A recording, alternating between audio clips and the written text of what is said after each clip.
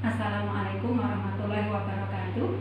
Saya Ardati Cahyani. Pada kesempatan kali ini saya akan menjelaskan pemberian obat melalui syring pump. Pemberian obat melalui syring pump adalah pemberian cairan obat langsung ke pembuluh darah vena dalam jumlah yang banyak, kemudian waktu yang lama, dosis tepat, dan secara kontinu dengan menggunakan alat syring pump.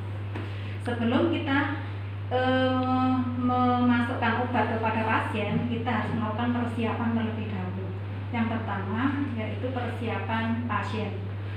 Persiapan pasien, kalau pada pasien dewasa kita bisa langsung mengkomunikasikan dengan pasien, kita memberikan penjelasan langsung pada pasien. Setelah kita menerima advis dari dokter, kita sampaikan bahwa pasien mendapatkan tambahan terapi.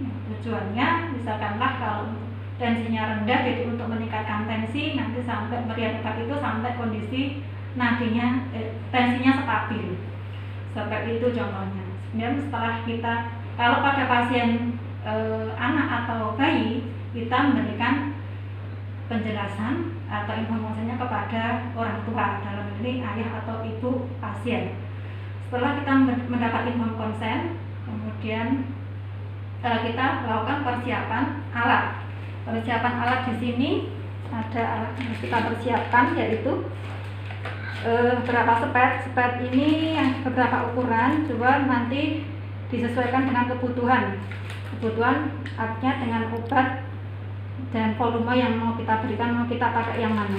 Di sini ada spet 50 cc, kemudian spet 20 cc, kemudian spet 10 cc, kemudian perfusor, kemudian NaCl, kemudian obat nanti yang mau kita berikan kepada pasien, sama jangan lupa label nanti yang kita tempelkan di spet yang kita berikan nanti kepada pasien.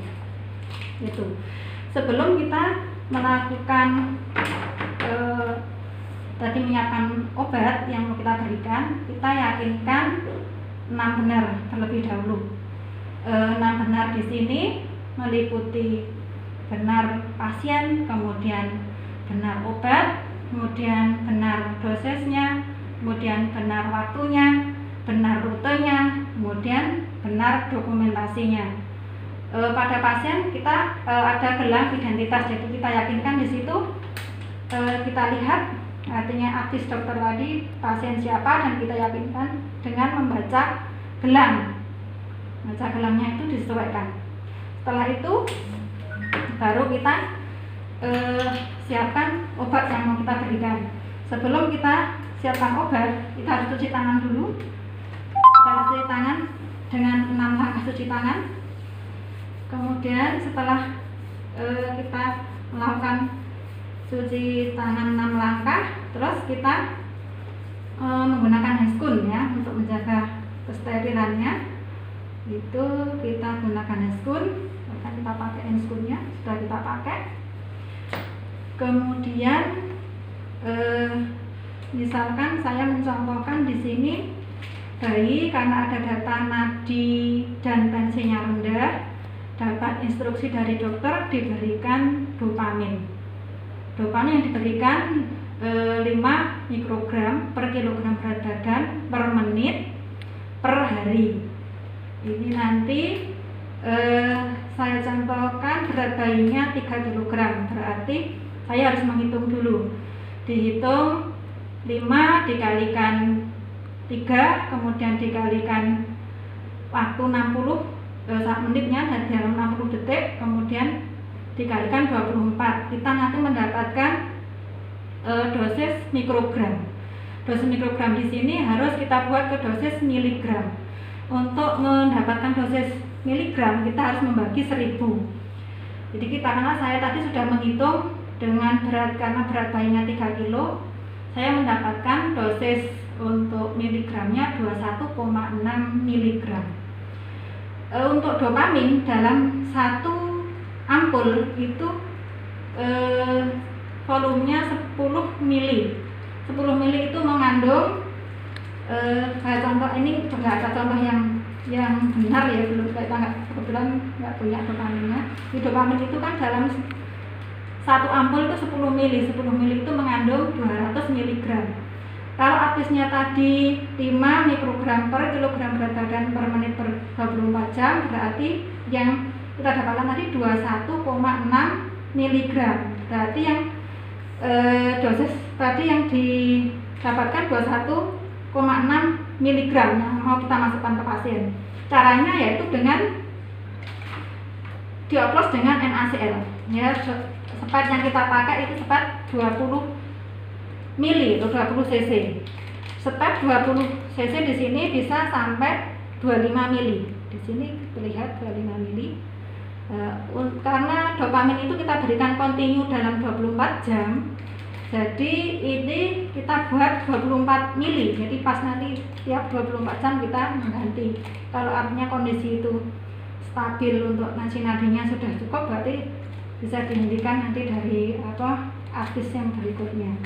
Caranya pemberiannya yaitu kita ambil NaCl sejumlah 23 mili, 23 mili, kemudian kita tambahkan 1,1 mili dopamin ya, kita tambahkan misalkan ini obat dopamin 1,1 mili, kita aspirasi.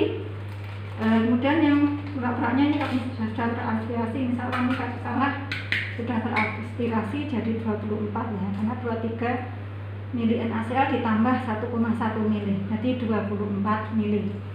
Yang sudah kita aspirasi, ini sebelum kita sambungkan perfusor, bicara kesterilannya tetap kita tutup. Kemudian kita siapkan perfusornya. Perfusornya di sini kalau perfusor yang masih steril belum dipakai kan di dalamnya masih ada udara, jadi kita harus keluarkan dulu. Kita sambungkan sepet ini ke perfusor, kemudian pelan-pelan kita keluarkan udaranya sampai keluar, kemudian baru obat ini siap untuk diberikan kepada pasien. Nanti perfusor ini kita sambungkan ke periway yang sudah terpasang di pasien. Ini caranya untuk pemberian merek sirimpamnya seperti ini. Jadi pakai ini alat sirimpam terumo namanya. Caranya di sini sepet kita paskan di alat sirimpamnya. Ini di pistonnya, di ujungnya ini kita lihat di sini, terjepit di sini pas. Kemudian kita geser sini setengah untuk mengunci. Nah, di sini sudah pas, lihat. Nah, kalau sudah bunyi klek itu sudah berarti sudah pas. Kemudian setelah terpasang, ini baru kita on-kan atau kita hidupkan ya. Kita nyalakan, di sini ada tanda on off-nya di sini. Ini kalau tanda ini stop, berhenti, kalau ini hijau. Ini di sini ada tanda on off-nya. Nah, kita on-kan, baru kita tunggu dulu.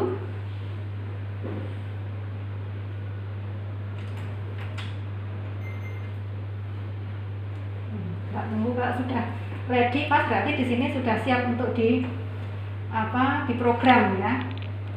Pada misalkan walaupun ini tidak terpasang kebetulan ya. Jadi di sini kan terumo sesuai ini kita Nah, di sini siap kita mengatur sesuai dosis yang kita perlukan tadi dalam berapa jam. Di sini kan ada tanda di sini mili per H. Mili per H itu artinya mili per jam, mili per host atau mili per jam. Jadi tadi kan 24 mili dalam 24 jam, berarti yang kita atur di sini nanti 1 mili per jam. Sini tinggal kita mengatur aja. Di sini ada tandanya dari samping ini. Nah, ini kalau di sini kan komanya itu sampai tanda 1,0, namanya 1 mili per, kalau terlalu kita paskan pas 1,00. Nah, berarti ini sudah benar 1 mili per jam sesuai dengan dosis yang kita berikan. Nanti habis dalam 24 jam, tinggal kondisinya masih perlu dilanjutkan atau tidak, nanti sambil kita lihat tanda atau vital sign-nya. Nah, tinggal kalau sudah siap kita on kan di sini yang hijau tadi. Nah, karena ini enggak beneran yang tidak bisa langsung yang penting aturannya sudah benar 1 mili per jam untuk pemberian dopamin tadi habis dalam 24 jam. Demikian yang bisa saya sampaikan, semoga bermanfaat. Assalamualaikum warahmatullahi wabarakatuh.